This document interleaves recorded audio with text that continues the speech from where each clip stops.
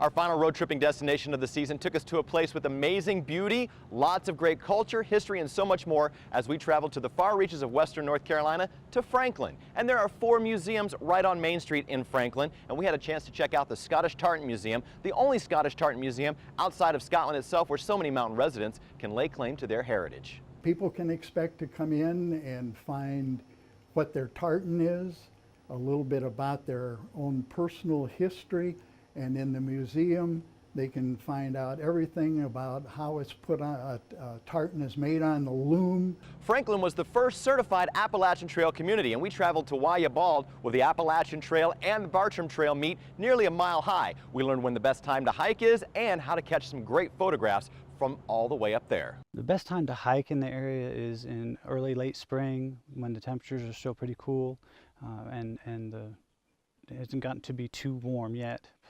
The best time to come and take photos would be sunrises. It's easily accessible and you have this wide open view to the east. The sun comes up over the valley. Some of my tips would be to bring polarizing filters, graduated neutral density filters, a tripod, of course, and make sure your alarm clock is set to get up early enough to get here. A trip back down the mountain took us to one of the most special spots we've seen all season long, unspoiled and amazing natural beauty at Lake Nantahala. And we asked a local expert, what is it that makes this place so unspoiled? Well, Nantahala Lake is 1,600 acres, surrounded by 85% of the border is surrounded by Forest Service land. The other 15% is reserved for rentals and secondary homes. The lake was created back in 1942 to meet a demand for energy during World War II. Well, even though it's a hidden gem and it's kind of quiet right now here on this lake, there are really so many great things that you can do here at Nantahala Lake. Tell us some of those things. Well, Nantahala Lake has 2 public boat launches so that you can bring in your own boat and launch. Plenty of fishing between bass, perch, trout, walleye. Oddly enough, we even have freshwater salmon, very rare for this lake.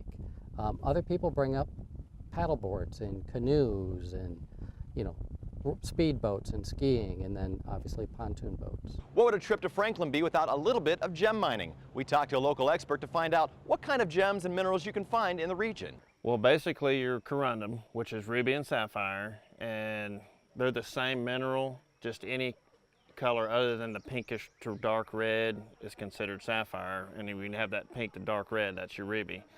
Your garnets, you find your pyrite garnet, your almandine garnet, and then your rhodolite garnet, which is very special to this area.